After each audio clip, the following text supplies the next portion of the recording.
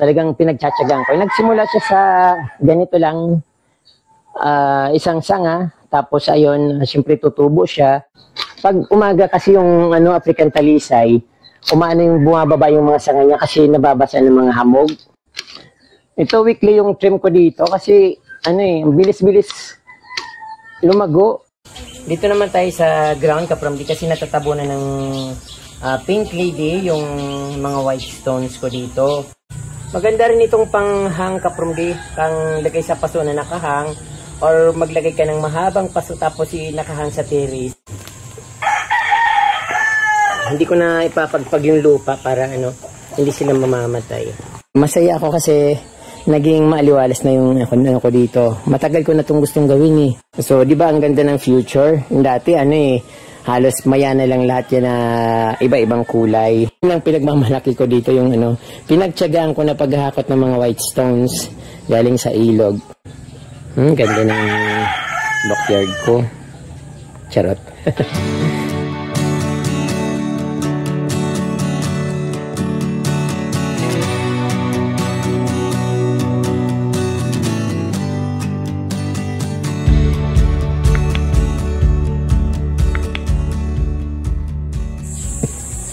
Parang kailan lang mga kapromdi, ito na naman yung aking halaman dito. Talagang halos weekly ko ito ginugupitan o tinitrim. Pero ayan, umaapaw na naman kaya parang dapat dito ititrim na naman. Pati sa baba yung ground, yung pink lady yata yung nasa baba na yan or pink angel na namumulaklak na gumagapang. Hindi ako familiar sa halaman na yan pero marami yan dito. Then ay yung mga pokin tea plants ko kapromdi. Ang dami na naman. Tapos biglang kapali kahit hindi naman masyado nang umuulan. Pero ayan, hindi talaga mapigilan. Dito naman yung yung mga ferns. Dapat tatanggalin ko na ito kasi gusto ko maging dito yung buo. Dumadaan ako dyan dapat. Tapos dito yung alisin ko kasi dati nilanskip ko yung pabilog dito sa sa may tinataniman ko ng African talisay. Then ayun, ganun din dito. Sabi ko para puro bilog-bilog na lang, puro island na lang. So kailangan tanggalin ko talaga siya. At syempre lalong gumaganda yung garden ko kahit wala namang ginagawa kasi lumalago yung mga plants. Habang lumalago sila, natatakpan yung mga lupa. Ang nakikita na lang yung mga halaman kaya dapat talagang alagang-alaga. So ngayon kapromdi, yun ang gagawin ko ngayon. At para maging maayos at maaliwalas palagi ang aking garden dito sa backyard. Hello mga kapromdi, welcome back sa Certified Promdi channel and hi to Indian viewers, American, Philippines, and the rest of the world. My name is Ariel Abrilla, your Certified Promdi, and now I'm going to show you my beautiful backyard garden. Then I'm going to trim all of them. I really miss gardening kaya ayun ipapakita ko sa inyo kapromdi kung anong ginagawa ko dito. So ayan naman, transparent naman lahat yung ginagawa ko dito kasi gusto ko na-share sa inyo kung anong mga ganap dito sa pag-gardening. Although yung iba talagang nawawala ng gana, kaya ito andito pa rin ako. So ini-inspired ko kayo para mag-garden. So kung anong ginagawa ko dito, yun ang ipinapakita ko sa inyo dito. O pinapakita ko sa inyo. Kung bago lang kayo sa aking YouTube channel, huwag niyong kalimutan mag-subscribe at pindutin po yung notification bell para updated po kayo sa aking mga bagong post na videos. So ayan, let's begin. Mag-gardening na po tayo. Simulan ko dito sa biglang taas na ito. So ngayon gagamit ako ng trimmer talaga kapromdi kasi yung pag gumagamit ako ng scissor, so sobrang katin ng halaman nito para sa akin. So yung tumatalab sa akin yung yung allergy or allergenic ako masyado sa plant na ito. Kaya gagamitan ko ng medyo mas malayo-layo para hindi ako masyadong mga pollen.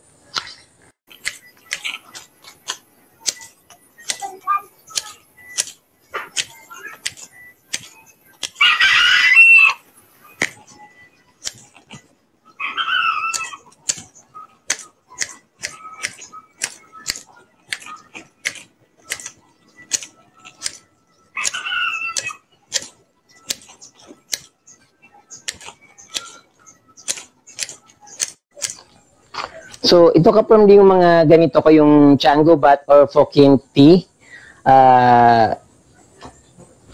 Matagal ito masyadong pinaghihirapan ko talaga ito para mabilog siya. Talagang pinagtsatsagaan ko. Nagsimula siya sa ganito lang, isang sanga, tapos ayun, siyempre tutubo siya. Yun, halos binabantayan ko para pag dumami yung sanga, pinuputol ko yung mga pinaka-tip na yun, tapos magsasanga siya. So doon nagsisimula.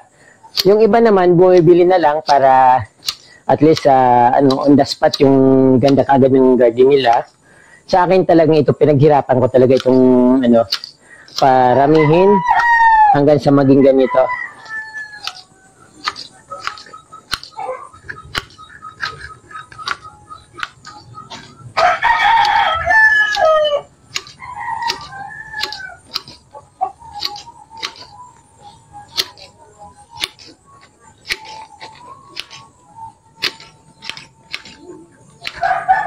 Masarap maggupit at syempre pagkatapos ng sarap tingnan nila. Ang gandang tingnan.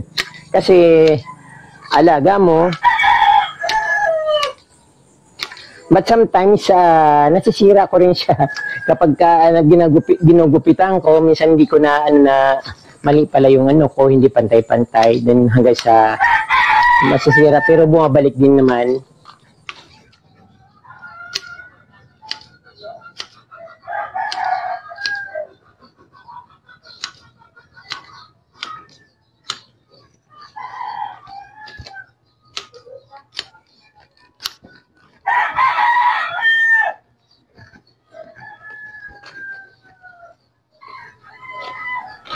So ito naman pinagtsatsagaan ko to na wag silang magdikit, kaya lang sobrang bilis ng Fokin, napag-iiwanan yung African talisay, kaya sila dumidikit, pero inaasahan ko naman na aangat yung African talisay yun, na once na lumaki siya, siyempre tataas din siya. Din ito talagang mini-maintain ko na ganun lang yung height niya. Ay, ang bilis lumaki. Pag umaga kasi yung African talisay, yung bumababa yung mga sanga niya kasi nababasa ng mga hamog.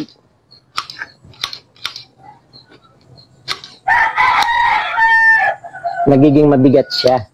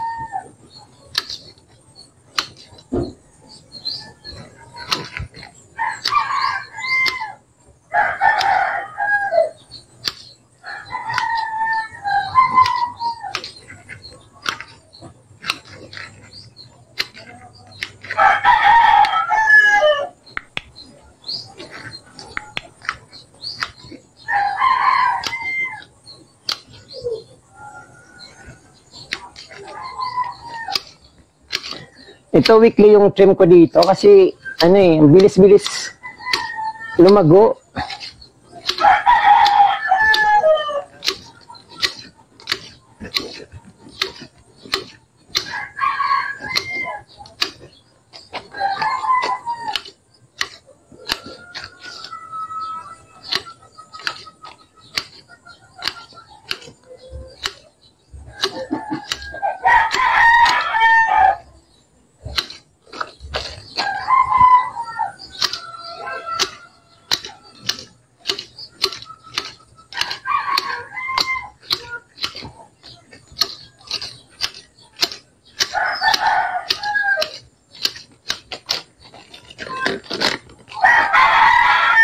Ito naman ang aking kalati, peace lily, pang indoor. Nilabas ko kasi umambon kagabi, kaya nilabas ko para malinis din yung dahon niya at syempre madiligan na rin.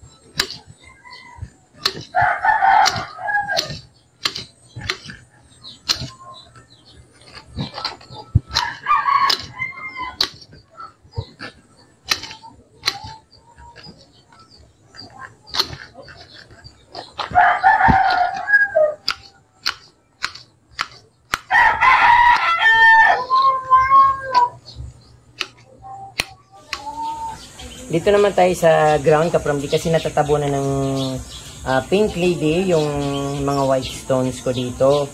So, siyempre nasasayang ako dito. Kaya lang, anong gagawin ko dito? Pag pinabayaan ko to, kukubkubin yung buong ano na ito. So, wala nang mawawala yung white stones. Pero pag pinotol ko siya, tuloy-tuloy lang din naman yung ano niya, branch niya. Kaya lang nasasayang ako kasi pwede siyang itanim. So, saan ko naman itatanim pa? Punong-puno na ng halaman yung aking bakuran.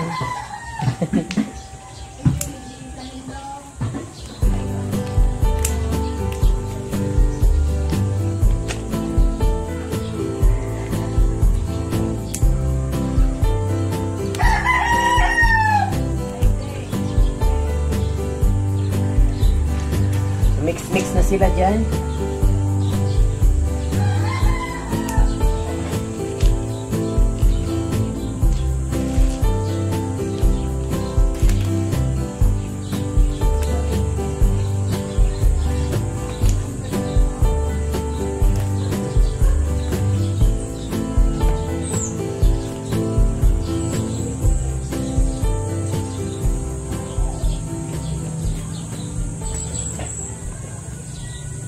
Maganda rin itong panghang kaprumdi, pang lagay sa paso na nakahang, or maglagay ka ng mahabang paso tapos nakahang sa terrace. Kaya lang yung terrace ko kaprumdi, maliit lang yon at punong-puno ng halaman. Wala rin akong source of water sa taas, kaya dito lang sa ground. Nakakapagod kasi pag umakyat, akyat baba tapos magdidilig, tapos napakaraming didilig.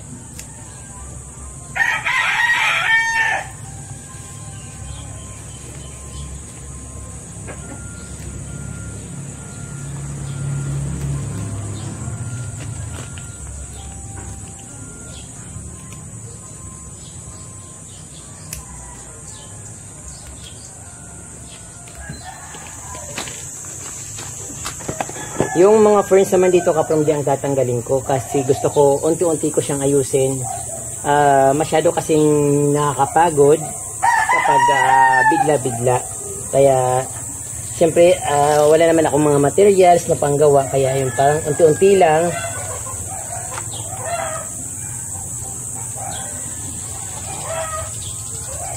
Ilalagay ko lang siya dito para pag kailangan ko, kung gusto ko siyang i-replant, so i-replant ko siya. Ay, hindi naman siya namamatay.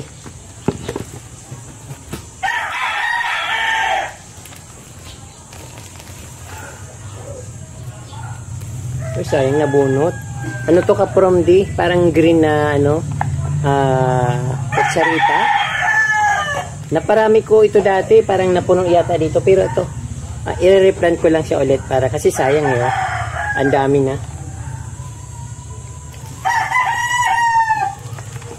Basta gusto ko matanggal itong ano dito para mabawas-bawasan yung kapal ng halaman dito at maayos ko dito sa ano, sa gilid.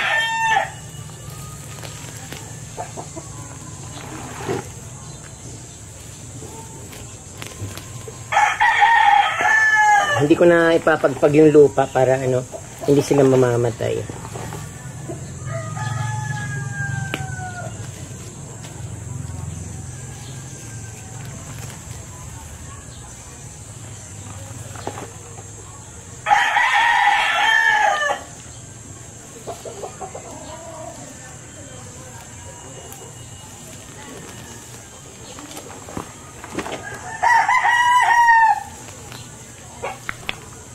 Ang dami.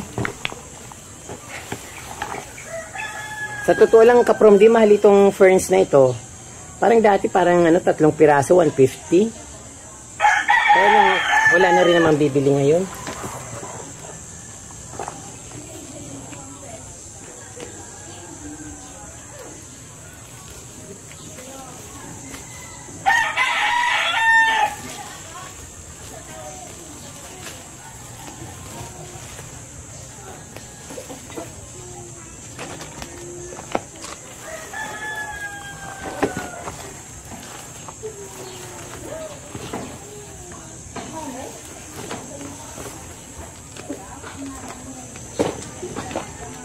Dami.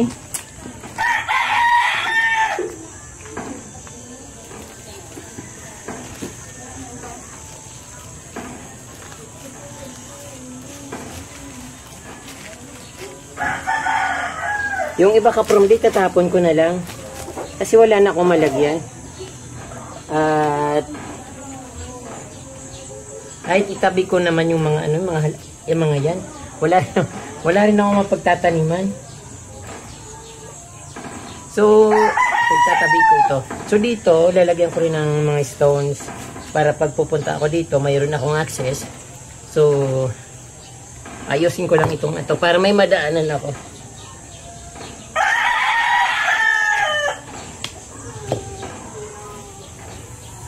Tatanggalin ko na rin itong mga ferns dito para yung African talisay. Maganda rin naman siyang tingnan kahit walang ferns. Para makabuelo siya.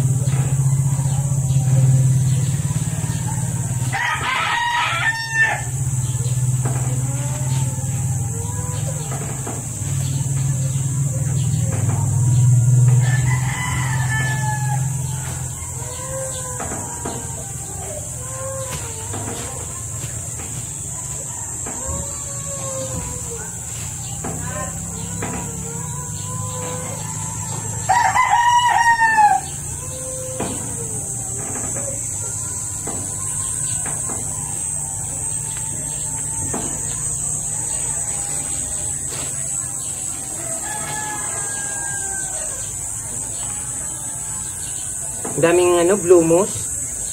Tinanim ko rin ito kaprom dito. Hindi naman siya wild. Talagang tinanim ko siya dyan. Tatanggalin ko siya bago ko itapon. Pero marami naman eh. Itatanim ko doon sa may mga bato-bato. Ang ganda kasi tingnan, no? Blue. So ayan po kaprom din, gupitan ko na naman yung aking mga halaman dito. Bagong trim na naman sila kaya beauty sila tingnan. At syempre pag siguro mga ilang linggo lang, 2 weeks, 3 weeks, balik na naman ulit. Gugupitan ko na naman ulit. Kasi madaling umano dito, madaling kumapal yung mga halaman. At syempre dito kaprom di, masaya ako kasi naging maaliwalas na yung ano ko dito. Matagal ko na itong gustong gawin eh. Itong mga ferns na tinanim ko dito, nilandscape ko dyan sa paligid ng African talisay. Actually, wala pang African talisay dyan. Tinanim ko na tong yung mga ferns. Tinaniman ko kasi dyan ng yung silver button. Tapos may pumutol, so namatay siya. Hindi naman siya namamatay pero hindi na nagdahon kasi basta pinutol yung katawan niya. Hindi ko alam nung pumunta akong Manila. Then pinalitan ko ng Eugenia. Hindi rin gumanda. So ito pinalitan ko ng yung African talisay. So yung African talisay okay naman siya. So umaano na nga siya kapromdi, yung nagdadahon na ulit siya sa gitna, sasanga na siya para parang ready to explode na yung kanyang life. Pangparami niya ng yan. Simula nang lumaki. So ayan kapromdi yung mga ferns ko na binunot dito, napakadami. Yung iba itatabi ko lang kasi pag nilagay ko sa paso hindi naman siya namamatay. Marami akong nilagay sa paso. Hindi naman siya namamatay, hindi rin nga siya nalalanta. Then ayun dito yung ayusin ko na lang siya, parang ilalandscape ko na lang siya, lalagyan ko ng maliliit na stones para magkaroon akong access dito para palagi kong malilinisan diyan. Ayan. So dito nga kapromdi, maluwag pa dito. At marami na akong tinanggal dito mga ibang plants. Tapos yung siguro 1 meter pa yung doon. Just pag sinagad ko doon, kaya lang sa sa kapatid ko doon sa kabila para malawak din yung kanyang bakuran. So ito yung ko dito, kapromdi yung monkey tail na nabuwal doon sa gilid ng pader, yung sinasabi niyo na maganda dahil nabuwal siya dahil nasa ibabaw yung puno nun.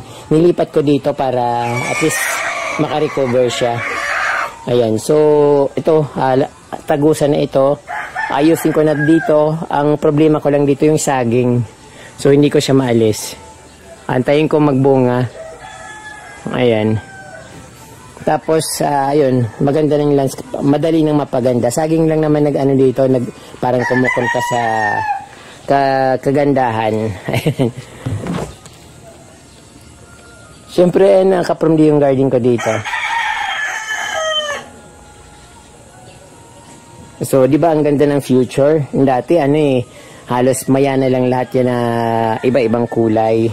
Wala akong ibang mga plants na iba kundi mayana, yung mga kroto na nakukuha ko dyan sa may tabing kalsada, yung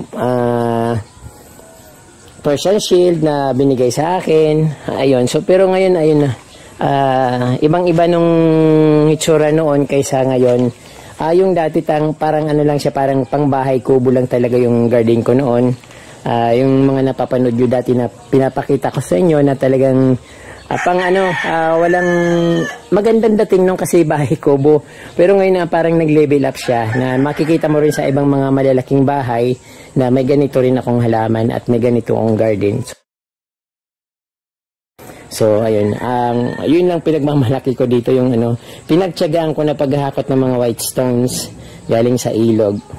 So, ayun. Hindi naman nasayang yung pagod ko na halos araw-araw kong ginagawa. So, diyan ka from siyempre dyan sa gilid. Ayusin ko pa rin. Tatanggalin ko yung ibang halaman na hindi naman kailangan para maging maaliwalas. So, ayan na po mga kapromdi. Medyo inunahan na naman ako ng mga manok. So ayan po mga kapromdi, natanggal ko na yung mga dito, parang mga makakapal, yung mga lash na nagtitikwasan. Kaya naging maaliwalas na naman ang aking dito, yung pathway. At syempre yung ginawa ko dito kapromdi sa bandang dulo. Ayan. So tinanggal ko yung mga maraming ferns. Hindi siya Boston ferns kapromdi, pero halaman talaga yung ferns na yon. Then ayan, pansamantala, paunti-unti ganyan yung ginagawa ko sa pag-gardening ko kasi sometimes hindi ko alam kung anong gagawin ko kapag sinimulan ko. Gusto ko lang maging malinis, tapos pag malinis na nakikita kung anong pumapasok sa isip ko kung ano yung kung anong kulang, anong gagawin ko, anong magandang tingnan, kaya ganyan muna. At syempre wala rin naman akong mga pang-landscape na dito na stones, pero talagang matagal ko na itong iniisip na gusto ko maging dito lahat, yung paligid doon hanggang doon sa lagusan doon sa kabila, stones, para pag nag-iikot-ikot ako dito sa garden, hindi ako mapuputikan kahit maulan. So pansamantala yan muna, pero marami naman akong iniisip na para maging maganda yung garden ko dito. Mahalaga, natanggal ko na yung mga dyan, parang talahiban na parang ang gulo-gulong tingnan. So ayun kapromdi, medyo maliwalas yung dating. Siyempre yung mga plants dito na gumagapang, yung mga flowering plants, yung pink lady, ayan, ko na, ginupit ko. Hindi naman siya namamatay, tuloy-tuloy pa rin naman yung pagkanyang gapang dyan. Although gusto ko na siyang tanggalin kasi napupuno dyan, no? Gusto ko yung mga plants, nakikita ko yung puno nila, kung ano yung maganda, kung anong pwede kong ilagay. But actually yung maganda talaga sa ilalim ng mga ganyang halaman kapromdi, yung parang may parang may grass, kahit na Carabao grass, or kahit na plain lang, or may mga bato-bato. So ayan, kasi gusto kong malinis tingnan at ayoko nung magulo. So ayan, binabawas ko yung mga halaman ko dito kapromdi. So yung mga nilalagay ko dyan, yung mga nasa paso na wala akong mapaglagyan. So nagiging mukhang makapal yung halaman ko dito. Pero ang totoo niyan, yung iba nasa paso, yung iba naka-direct soil. So ayan, katulad nito, ito yung table plate or dinner plate, nakapaso yan. Hindi, meron ako dyan golden papua, hindi yan, golden miagos. So binili ko yan, parang isa, hindi ko maisip kung saan ko ilagay, kung doon sa front yard or dito sa backyard.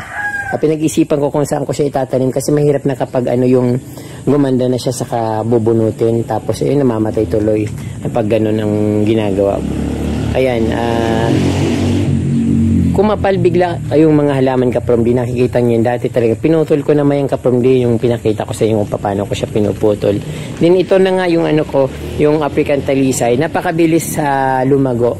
Mayroon na siyang sa dulo niya, yung pinakadulo niya, mayroon ng parang 4 na branch. Hindi ko alam kung branch yun, pero talagang umaano na siya, ang lalaki ng dahon, mataba siya.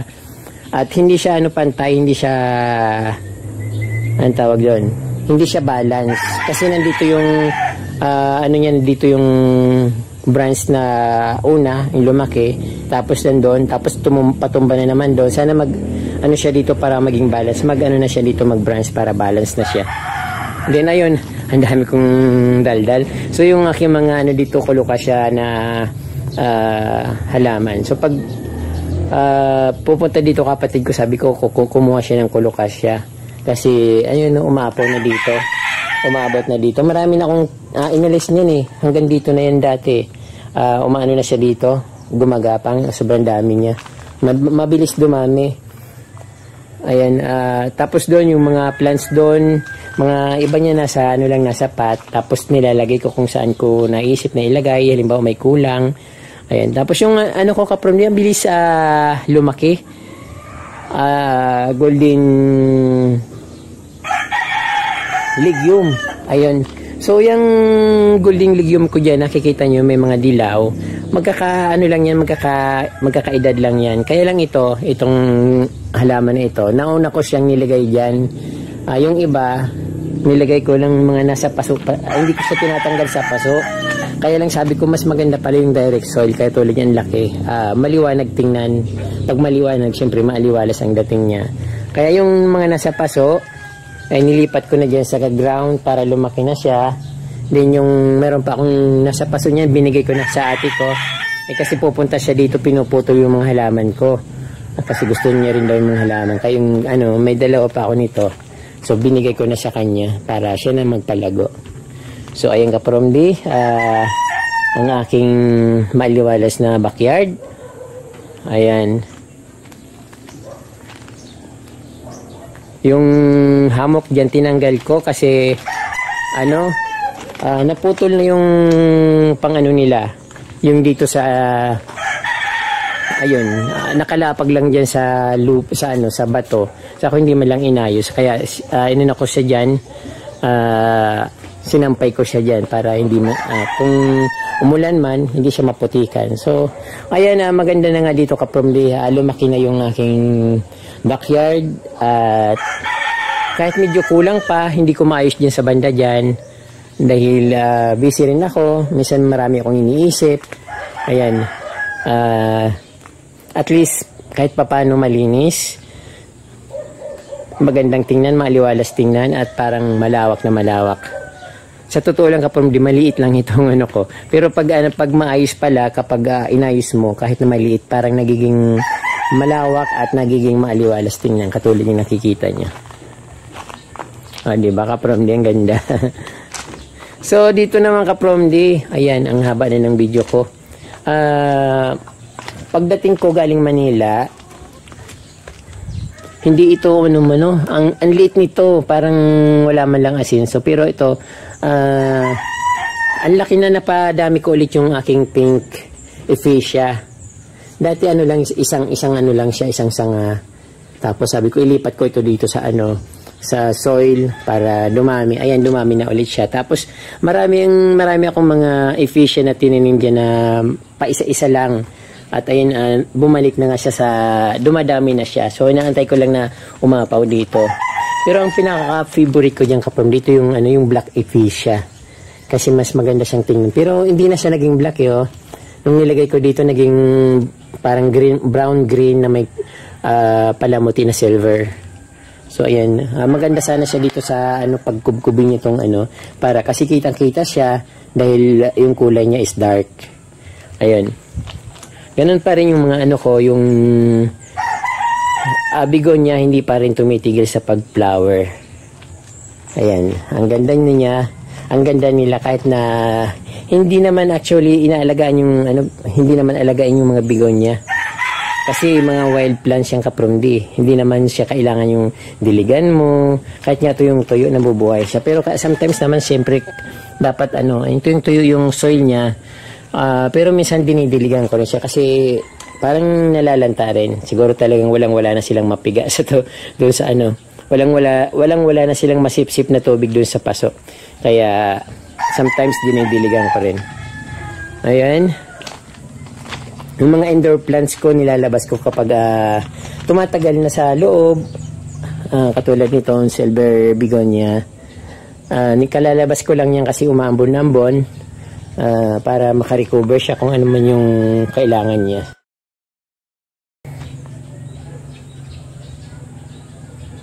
Ganda ng backyard ko.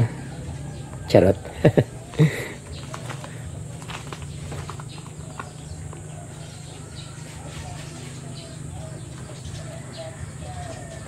Ayan po mga kaparmdi, natapos na naman po ang aking panibagong yugto dito sa aking backyard garden. Medyo may aayusin na naman ako, so continuous ko na yung gagawin kasi nasimulan ko na, pero for the meantime, pinag-iisipan ko kung anong ilalagay ko, bato or buhangin, something ganun. Kasi okay na dito kaparmdi, doon na lang naman yung doon na lang naman sa bandang likuran yung talagang hindi ko maayos kasi marami nakatanim, pero ayun, tinanggal ko na yung mga ferns, may tinanggal akong mga palm, ibang croutons na sasalaw-salungat na, tinanggal ko na, at syempre malinis. At syempre ilang araw lang naman, babalik din naman yung mga damo doon, so ayun, lilinis ulit. Then sa front side ko kaparmdi, hindi ko pa malaman kung anong ayos doon, although landscape lang naman ayusin doon kasi doon na yung mga halaman landscape lang, tapos bubunutin ko ulit yung mga plants doon na yung kulay maroon. So ayan po mga kaparmdi, maraming salamat po sa inyong panunood at walang sawang pag-support sa aking mga vlog para sa inyo. Kaya maraming salamat po kaparmdi, saka sa mga bagong viewers, sa hindi pa nakasubscribe, at sa mga lumang viewers na hindi pa rin nakasubscribe, ay mag-subscribe na po kayo. Siyempre masaya ako na marami pala tayong plantita at plantita na hanggang ngayon ay nagtatanim pa rin ng mga halaman at love pa rin gardening. So ayun. So siyempre masaya kaparmdi, di ba? Halimbawa pag may nakikita akong may bago. So wow, sabi ko na naisip ko na hindi lang pala ako yung active. Hindi lang pala sila ate, sila ma'am, sila sir na active. Mayroon pa palang ibang active na hindi natin nakikilala. So ayun kaparmdi, kayo mag-subscribe na po kayo. Marami po salamat sa inyong panonood, at ayun nga po, huwag niyo kalimutan mag-subscribe at pindutin po yung notification bell para updated po kayo sa aking mga bagong post na videos. Thank you. Muchas gracias. En Diyos mabalos.